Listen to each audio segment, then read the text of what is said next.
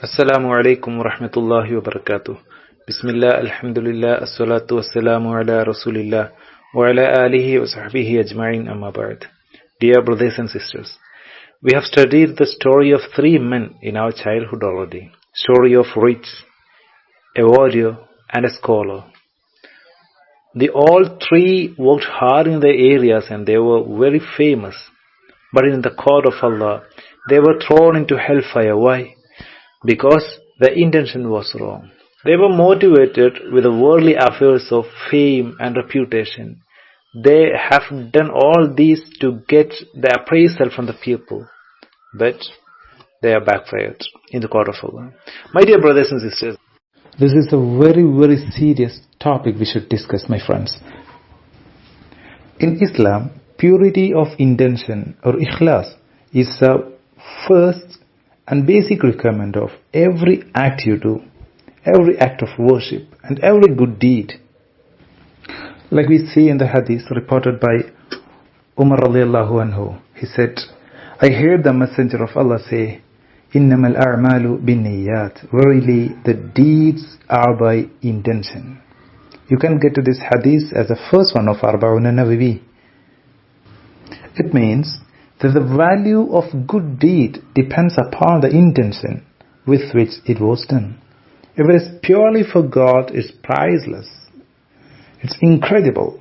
But if it's to show the world, it has no meaning, it is worthless, it is meaningless. Not only the prayers, but the social service also should be based upon the love to God. While helping our less fortunate brothers in this world, we must remember that we are passing on the property of God to the dependents of God. We are doing nothing. We are just passing His property to the needy. It should be done without any shade of worldly motivate.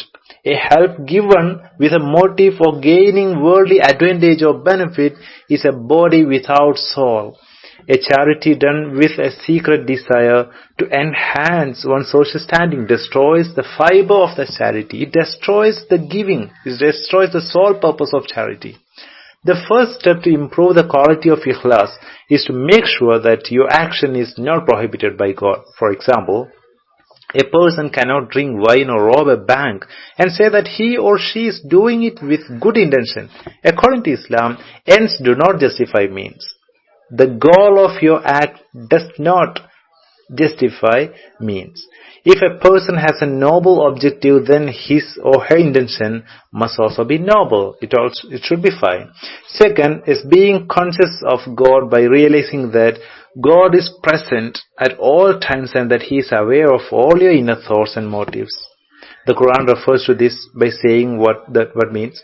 قل أعوذ بالله من الشيطان الرجيم قل إن تخفوا ما في صدوركم أو تبدوه يعلمه الله ويعلم ما في السماوات وما في الأرض والله على كل شيء قدير. This is mentioned in the Quran, chapter number 3, verse number 29. Say, whether you hide what's in your heart or reveal it, Allah knows it all.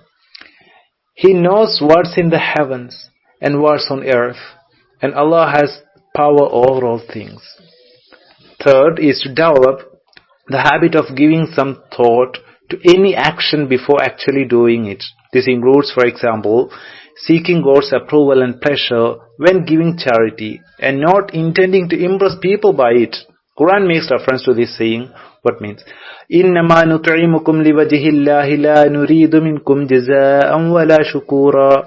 And this is mentioned in the Quran, chapter number 76, verse number 9. We feed you for the sake of Allah only. We wish for no reward, no thanks from you. Similarly, it's wrong for a person to seek knowledge with the intention of showing off. As the prophetic saying clarifies that it's only the person who seeks knowledge to please God and to achieve his or her mission on earth who gets rewarded. This is all about the ikhlas or purity of intention and how to build it up.